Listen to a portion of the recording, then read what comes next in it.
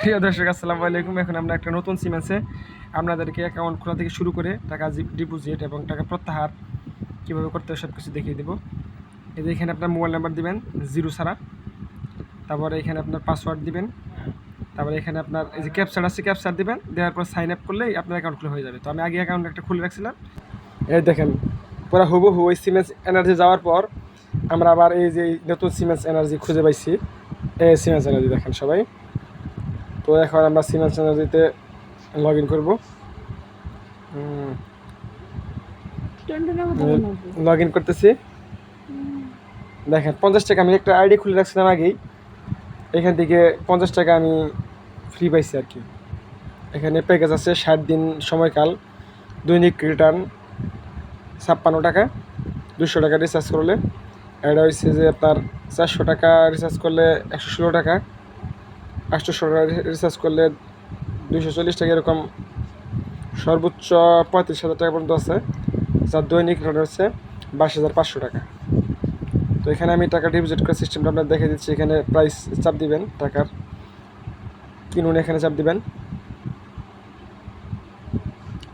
তারপরে এখানে আপনার বিকাশ নাম্বার, যেমন আমার বিকাশ নাম্বার দিয়েছি আমি।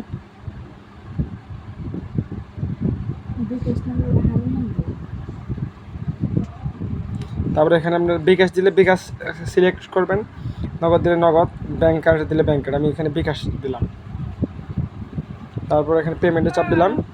তারপর আপনার এই যে এই নাম্বারটা, এখানে একটা নাম্বার দেখতেছেন, এই নাম্বারটা কপি লেখা আছে, তার ডান পাশে কপিতে চাপ দিয়ে নাম্বারটা কপি করবেন। কপি করলাম, কপি করার পর এই যে দেখেন আমি দেখাচ্ছি, ডাইরেক্ট বিকাশে সরাসরি বিকাশ অ্যাকাউন্টে চলে যাবো আমরা। যে সেন্ড মানি এখানে নাম্বারটা ধরে রেখে পেস্ট করব।